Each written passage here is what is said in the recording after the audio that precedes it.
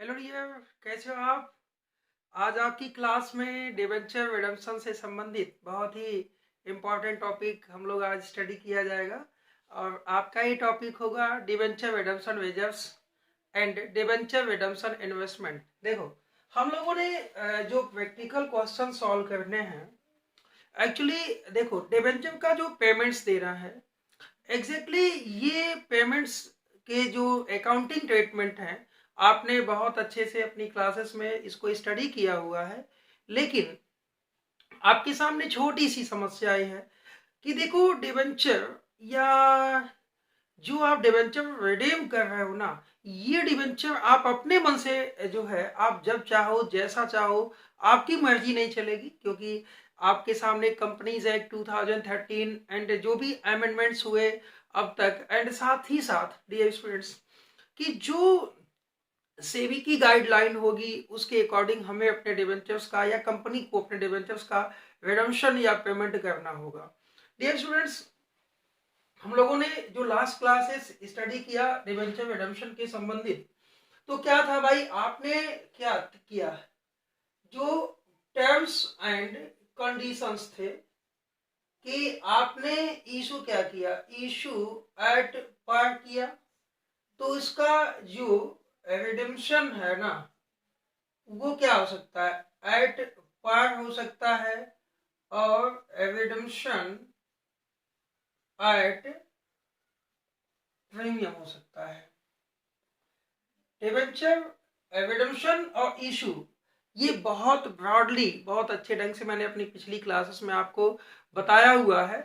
So dear, redemption की बात नहीं, यहाँ आपने उस सारी जनरलीज रिडम्पशन के टर्म्स एंड कंडीशंस इशू के समय ही, चूंकि आपको मालूम है, और सेबी की गाइडलाइन या कंपनीज एक्ट की जो गाइडलाइन है वो डिबेंचर इरेडीमेबल तो है नहीं, आपको रेडीमेबल डिबेंचर्स 10 ईयर्स के लिए, तो 10 ईयर्स के लिए, या कुछ स्पेसिफाइड कंपनियों का, कुछ कंपनियां जो स्पेसिफाइड हैं, और स्पेसिफाइड कंपनियों का जो डिबेंचर्स है ये 30 ईयर्स में पेमेंट्स हो सकते हैं। तो डियर स्टूडेंट्स, आपके सामने बात यह है कि डिबेंचर की अकाउंटिंग ट्रीटमेंट रिडम्पशन की और इशू की आपको बहुत अच्छे ढंग से मालूम।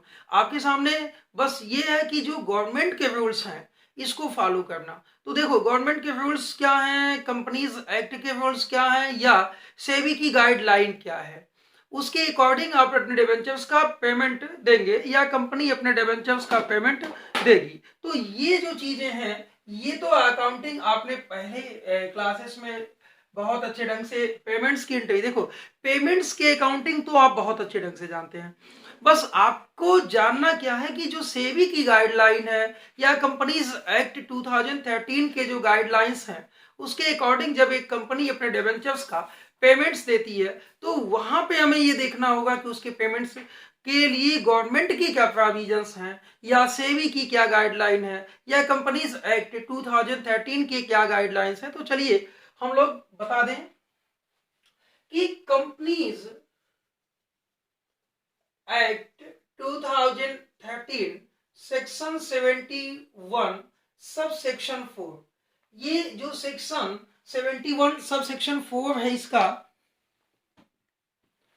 और सेक्शन 71 इसके जो गाइडलाइंस होंगे, और साथ ही साथ जो सेबी सेबी के जो रूल्स हैं किसके संबंधित, रिडिम्शन से संबंधित, तो हमको इन रिडिम्शन से के जो रूल्स होंगे इसको एज एज सेबी गाइडलाइन ये फॉलो करना होगा। अपने मन से हम वो काम नहीं कर सकते। तो जब हम अपने मन से वो काम नहीं कर सकते, देखो पेमेंट्स तो हम अपने मन से ही कर सकते हैं, लेकिन पेमेंट की एंट्रीज जो है वो हम लोगों को मालूम है, लेकिन जो रिडम्पशन के जो प्रोसेस हैं, जो रिडम्पशंस के मेथड हैं, ये एज पर companies act 2013 section 71 and section 71 subsection के 4 जो कहेंगे, और जो सेबी की गाइडलाइन कहेगी डियर, उसके अकॉर्डिंग हम अपने डिबेंचर्स का रिडम्पशन या एक कंपनी अपने डिबेंचर्स का रिडम्पशन कर सकती है। तो देखो, सबसे पहली बात कि हम एक एग्जांपल्स लेते हैं, एक एग्जांपल्स देखो, ये आपने क्या किया, 10,000 10% debentures issued by X company at the rate of 100 each at 1st April 2015। आपसे हम यहां बात करने वाले हैं कि ये कंपनी जो है ना, कंपनी ने एक डिबेंचर्स इशू किया 1 अप्रैल 2015 को 10,000 की संख्या में, और इसके 100 रुपए वाले डिबेंचर्स हैं। और देखो, टर्म्स एंड कंडीशंस की बात नहीं है, अभी हम गवर्नमेंट के या अभी हम सेबी के गाइडलाइंस या जो कंपनीज एक्ट 2013 के गाइडलाइंस हैं, हम लोग इस पे बात किया जाएगा कि इनके पेमेंट के संबंध में उनकी क्या प्रोविजंस हैं, उनके क्या रूल्स हैं। तो देखो, कंपनी ये यहां से लेकर अगर इसका रिडम्पशन स्टार्ट होता है 1 अप्रैल 2021 से, ये कह सकते हैं, या 20 से 5 ईयर, 1 अप्रैल 2015, 31 मार्च 16, 17, 18, 19 एंड 20, 1 अप्रैल 2020 से ये 5 ईयर्स के, अब ये कहें कि 5 ईयर्स इनका मैच्योरिटी डेट है। कंपनी ने 5 ईयर्स के लिए इनको इशू किया था। अब कंपनी के पेमेंट्स यहां से स्टार्ट होने हैं। स्टार्ट होगा क्या, रिडेम्पशन, कंपनी के डिबेंचर्स के रिडेम्पशन यहां से स्टार्ट होने हैं कि उसका मैच्योरिटी 31 मार्च 2020 है। अब इस डेट से आप उसके पेमेंट्स कर सकते हो, ठीक है, 5 ईयर्स के। तो यहाँ पे जो सेबी की गाइडलाइन है, और यहाँ जो सेबी के, और साथ ही साथ यहाँ जो कंपनीज एक्ट 2013 की गाइडलाइंस है, उसके अकॉर्डिंग क्या हम डिबेंचर रिडम्पशन वेजेस की जो बात करते हैं, मेनली आज का टॉपिक हम लोगों का डिबेंचर रिडेम्पशन रिजर्व्स को और डिबेंचर रिडेम्पशन इन्वेस्टमेंट को लेके आज की स्पेशल क्लास, आपकी स्पेशल क्लास आज इनके संबंध में है।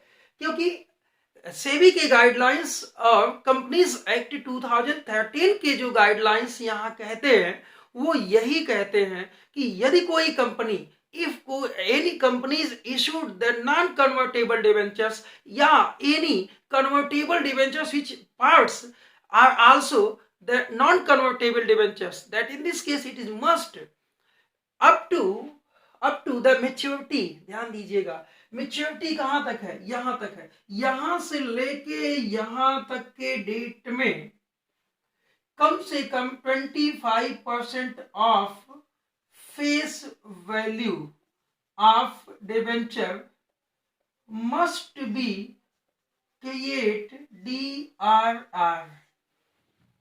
कहने का साफ मतलब है डियर कि जो कंपनीज एक्ट का सेक्शन 71 कहता है कि यदि आप 100% आउट ऑफ कैपिटल करना चाहते हो, 100% आउट ऑफ कैपिटल करना चाहते हो, तो 100%, ध्यान दीजिएगा, 100% आप आउट ऑफ कैपिटल पेमेंट करना चाहते हो, इट मीन कि आपके पास कैश अवेलेबल है और अपने डिबेंचर्स का पेमेंट आउट ऑफ कैपिटल करना चाहते हो, तो अगर 100% आउट ऑफ कैपिटल करना चाहते हो तो 100% DRR बनाना होगा। अब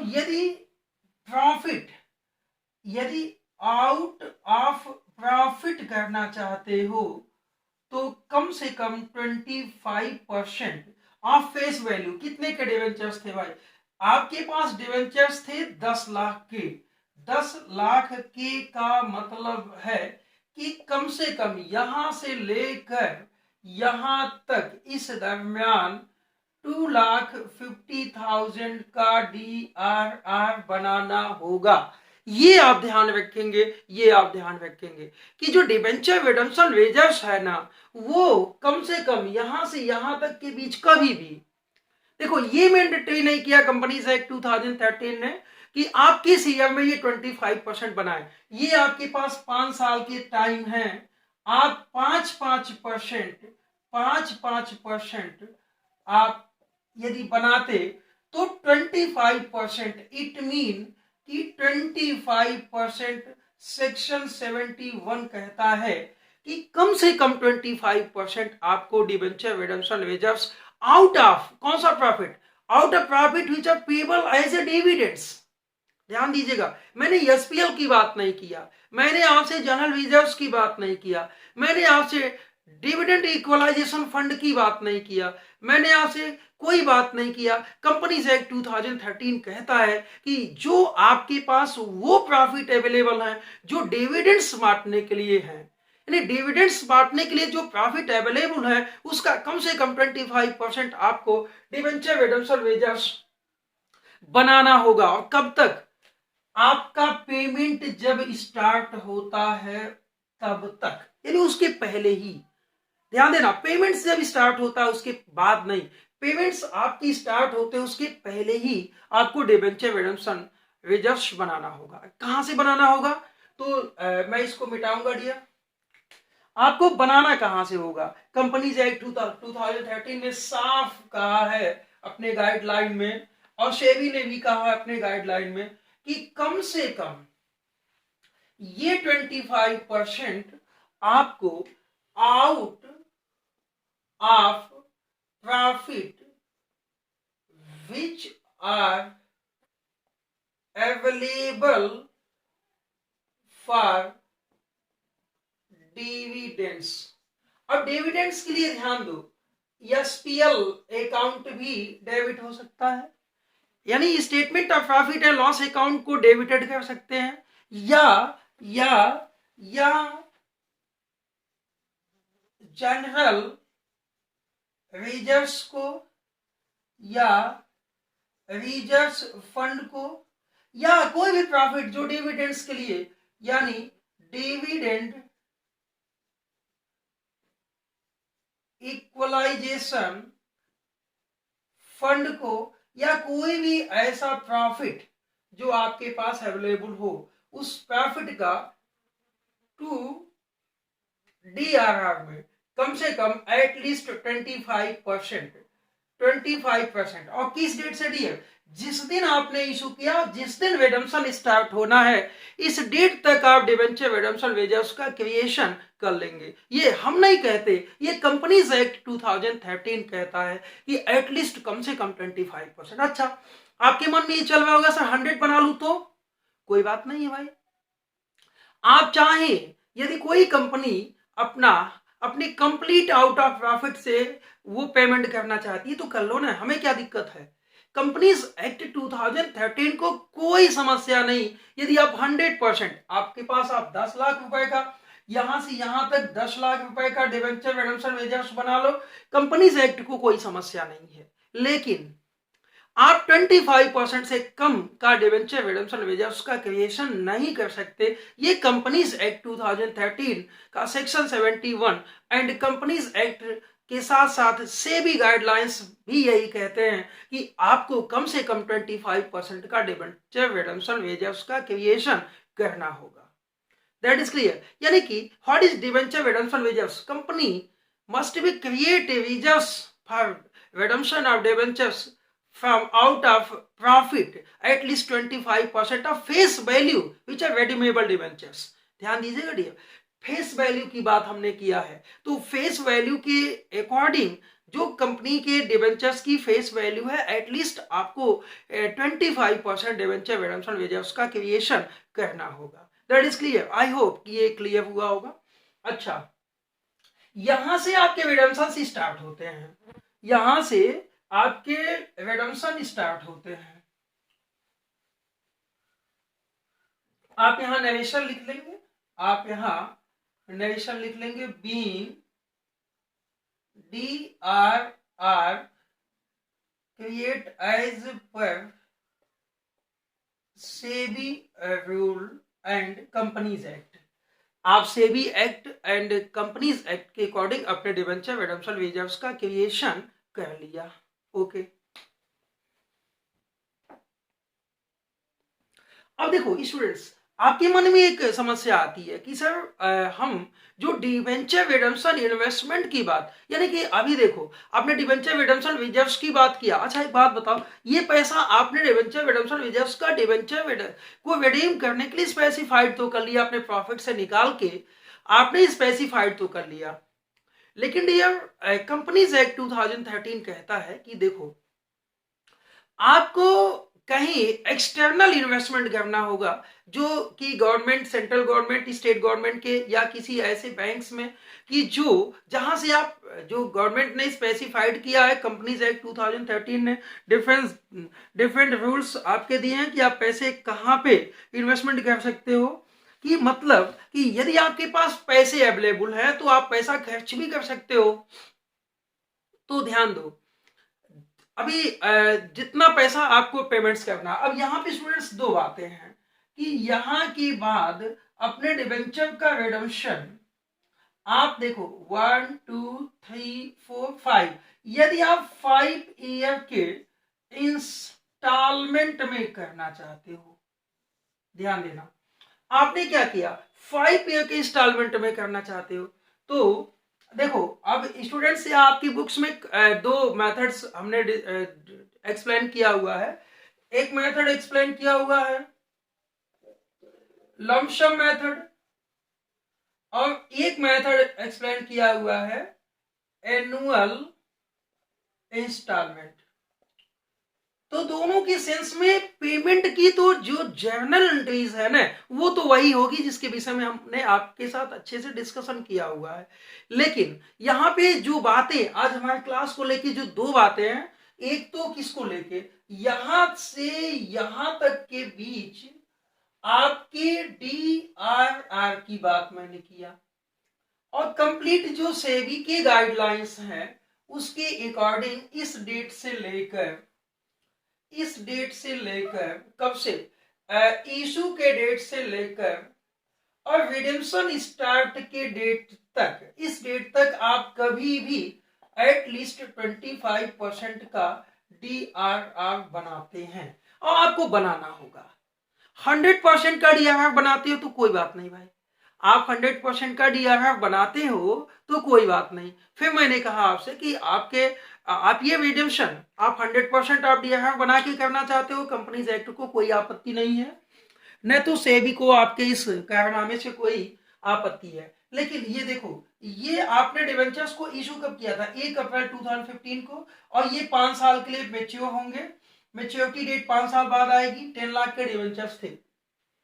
अब यहां मेच्योरिटी स्टार्ट आप कर रहे हो, अब अगर ध्यान दो कि इसके स्टार्ट कर रहे हो 2021, 2022, 23, 24 एंड 25, ध्यान दो, आप यदि लंप सम पेमेंट करना चाहते हो तो लंप सम पेमेंट मान लो आप 31 मार्च 2020 को ही करना चाहो, अभी अब दिमाग मत लगाओ, अब मैं DRI के विषय में, अब यहां से यहां तक मैं आपसे डिवेंचर रिडम्पशन इन्वेस्टमेंट की बात कर रहा हूं। देखो आपने 2.5 लाख रुपए के एटलीस्ट कंपनीज एक्ट के अकॉर्डिंग, उस गाइडलाइंस के अकॉर्डिंग आपने डिवेंचर रिडम्पशन रिजर्व तो कर लिया, लेकिन बाय द वे पेमेंट के टाइम आते आते आपके पास कैश अवेलेबल ना हो, भाई डिवेंचर एक छोटे अमाउंट्स तो होते नहीं, डिवेंचर एक लंबी अवधि, और कोई कंपनी अपने प्रैक्टिसेस में इतना पैसा तो रखती नहीं कि उठा के पैसा पेमेंट कर लेगी। हाँ होता है कि कंपनियों के पास सरप्लस फंड है, पैसा भी अवेलेबल होगा, लेकिन ये जो आपका कंपनीज एक्ट है ना, ये नहीं मानता। कंपनीज एक्ट कहता है देखो भाई, जितना आपको पेमेंट करना है जिस साल, ध्यान दीजिएगा वर्ड को, अभी आपने पहला मेथड लिखा कि हम 10 लाख रुपए का इकट्ठा पेमेंट देंगे, कब, मान लो 2021 में 10 लाख रुपए का हम इकट्ठा पेमेंट देना चाहते हैं, तो मालूम है ये जो 30 अप्रैल आएगा ना, 30 अप्रैल 2020, ध्यान से सुनिएगा डियर, जब भी आपके पेमेंट वाले ईयर की स्टार्टिंग होगी, तो पेमेंट तो आपको कभी भी करना हो, जनवरी, फरवरी, मार्च, कभी भी 31 मार्च 2021 तक पेमेंट कभी भी करना हो, लेकिन 30 अप्रैल यानी साल जब आपका स्टार्ट हो रहा है फिनेंशियल ईयर, उसके 30 अप्रैल तक यानी 30 अप्रैल तक, अप्रैल 30 तक आपको कम से कम इस अमाउंट का जितना इस साल पेमेंट करने वाले हैं, ध्यान दीजिएगा, मैंने कोई अमाउंट डिक्लेयर नहीं किया, मैंने कहा 10 लाख रुपए, आप ये छोड़ दो यहां से, आप कहां तक, आप 31 मार्च 2021 को इस 10 लाख रुपए का पेमेंट्स देने वाले हो, लमसम मेथड पे हम आते हैं, तो आपको एटलीस्ट 15% का यानी कि 1,50,000 का आपको DRI कब 30 अप्रैल तक, किस 30 अप्रैल तक, 30 अप्रैल 2020 तक, अगर तो 31 मार्च 21 को पेमेंट करना है, 31 मार्च 21 को, तो इस साल की स्टार्टिंग के 30 अप्रैल तक आपको SEBI guideline and companies act के अकॉर्डिंग कम से कम 1,50,000 का डिबेंचर रिडम्पशन इन्वेस्टमेंट करना होगा। आपको एक्सटर्नल बाहर जाके ये इन्वेस्टमेंट करना होगा कंपनीज एक्ट के अकॉर्डिंग, जहां जहां कंपनीज एक्ट ने स्पेसिफाइड किया होगा वहां वहां आपको ये इन्वेस्टमेंट करना होगा।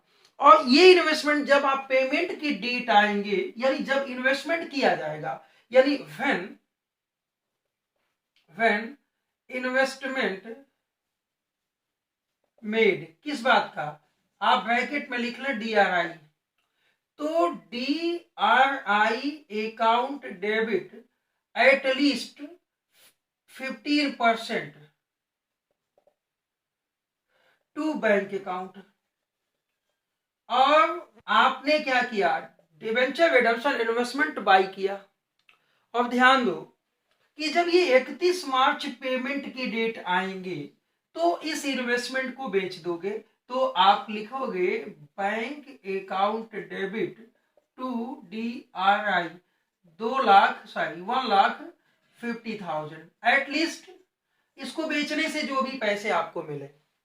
अब देखो, आपके जो रूल्स हैं या जो प्रोविजंस हैं कंपनीज एक्ट 2013 के और सेबी के गाइडलाइन के डिबेंचर रिडम्पशन रिजर्व्स और DRI के संबंध में, वो आपके यही हैं कि जब तक आपकी मैच्योरिटी और पेमेंट नहीं स्टार्ट होते तब तक आप DRI बना सकते हो, और जैसे ही पेमेंट्स आपके स्टार्ट होते हैं, तो जिस साल आपको पेमेंट करना है उस साल के 30 अप्रैल तक कम से कम 25% का आपको डिबेंचर रिडम्पशन इन्वेस्टमेंट बाई करना होगा। या डिबेंचर रिडम्पशन इन्वेस्टमेंट में कहीं पे भी जो गवर्नमेंट ने या सेबी ने या कंपनीज एक्ट 2013 ने जो स्पेसिफाइड किया है कि कहां आप जमा कर सकते हो, तो आपको वहां ध्यान देना, डेट नहीं आपको भूलना चाहिए, ये 30 अप्रैल तक।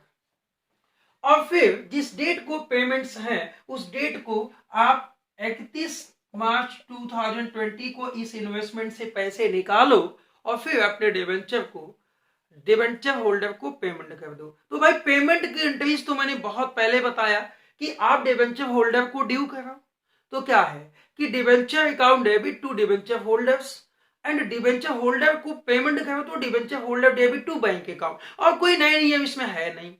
अच्छा, आपके सामने एक समस्या आती है कि सर अगर इसको इंस्टॉलमेंट में पेमेंट करना हो, तो चलो मैं बता दूं,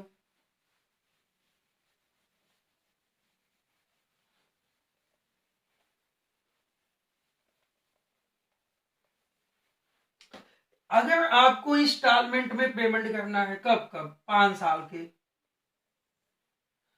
1 2 3 4 एंड 5, यानी कि 21 22 23 24 एंड 25 में, तो आप एक काम कर लो, आप इकट्ठे 1,50,000 एटलीस्ट 15% का जो डिबेंचर रिडम्पशन इन्वेस्टमेंट है, आप अपना पैसा यहां जमा कर सकते हो इकट्ठे का मतलब कि यहां इसी 30 अप्रैल 2020 तक आप 15% एटलीस्ट DRI कर सकते हो।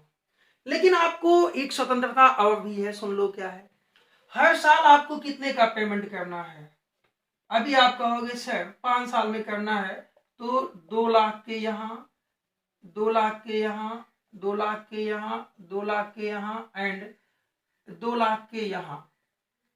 तो देखो ना, आप ऐसा कर सकते हो कि जिस डेट को मान लो ये जिस ईयर को पेमेंट करना है, इसमें इसके पहले 30 अप्रैल को 2 लाख का 15%, यानी कि 60,000 ईच 30 अप्रैल 2000 क्या 20 60,000 30 अप्रैल 2021। ऐसे ही हर साल 30 अप्रैल तक जिस साल पेमेंट करना है, उस साल जितना अमाउंट पेमेंट करना है उसका कम से कम 15% आपको डिबेंचर रिडेम्पशन इन्वेस्टमेंट में पैसा जमा करना होगा। और पेमेंट के दिन या रिडेम्पशन के दिन आप उस इन्वेस्टमेंट से पैसे निकालिए और फिर डिबेंचर को ड्यू कीजिए और पेड कर लीजिए। ये आपका डिबेंचर रिडेम्पशन इन्वेस्टमेंट और ये आपका डिबेंचर रिडेम्पशन रिजर्व्स। यानी कि अब आप इन दोनों में डिफरेंसेस क्या है? डिबेंचर रिडेम्पशन इन्वेस्टमेंट आपको पेमेंट स्टार्ट होने के 30 अप्रैल को बाई करना है या कहीं पे पैसे जमा करने हैं, एटलीस्ट कितने परसेंट? 15%। लेकिन डिबेंचर रिडेम्पशन रिजर्व्स जब पेमेंट स्टार्ट हुआ उसके पहले, यानी मेच्योरिटी से पहले आपको कम से कम 25% के फेस वैल्यू के अकॉर्डिंग आपको पैसा DRR में डालना होगा। वो भी कहां से?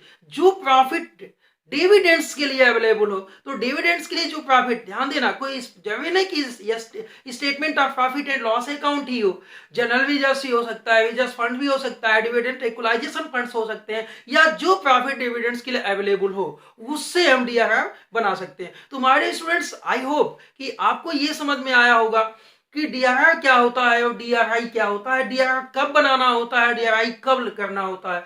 इसमें स्टूडेंट्स बहुत कंफ्यूजन होता है। अच्छा चलो, मैं आपकी एक कंफ्यूजन और दूर कर लेता हूं। आपकी एक का कंफ्यूजन नंबर 2 कि जब आपके पेमेंट्स, देखो अब आप चाहे एनुअल पेमेंट्स कीजिए, चाहे आप इस एनुअल पेमेंट कीजिए, या आप क्या कीजिए, आप जैसे भी पेमेंट देना चाहे लमसम पेमेंट कीजिए, एटलीस्ट आपको ये दोनों काम तो आपको करना ही होगा। लेकिन साथ में ये कुछ स्टूडेंट्स के सामने एक समस्या आती है। समस्या नंबर 2, कभी कभी आपके बुक में लिखा होता है कि out of profit and out of capital. क्या लिखा होता है? Out of profit and out of capital. तो आउट ऑफ प्रॉफिट का क्या मतलब है कि आउट ऑफ प्रॉफिट का एटलीस्ट 25% आपको DRR बनाना है, कोई डाउट नहीं। लेकिन आउट ऑफ, हाँ 25% एटलीस्ट है, लेकिन 100% भी आप DRR बना सकते हो, कोई डाउट नहीं है। तो यदि आप आउट ऑफ कैपिटल कर रहे हो, यानी वहां का क्या मतलब हुआ? आउट ऑफ कैपिटल का मतलब कि आपका वर्किंग कैपिटल से आप पेमेंट करना चाहते हो, आपके पास कैश अवेलेबल है, तो आपको 100% का, कितने परसेंट का? 100% का डिबेंचर रिडेम्पशन रिजर्व्स कब तक? जो डेट प्रेस्क्राइब्ड है वहां तक आप डिबेंचर रिडेम्पशन रिजर्व्स कर सकते हो। तो आई होप कि DRR, अच्छा आपके दिमाग में चल रहा होगा सर ये एक स्पेसिफाइड एंट्रीज क्या इसके लिए बनेगी। तो चलिए मैं बता दूं आपको कि स्पेसिफाइड यानी पेमेंट से संबंधित जो आपकी एंट्रीज हैं वो क्या बनेंगी, क्योंकि हो सकता हो आप एंट्रीज भूल गए हो, तो फिर कंफ्यूज ना हो, कोई दिक्कत नहीं है।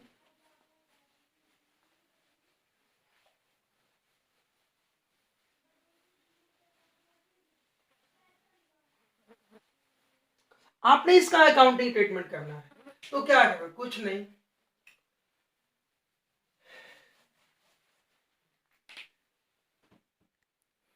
तो आपको करना क्या है डियर? कुछ नहीं है, बहुत ही इजी है, सो इजी है। चले देखें क्या इजी है भाई।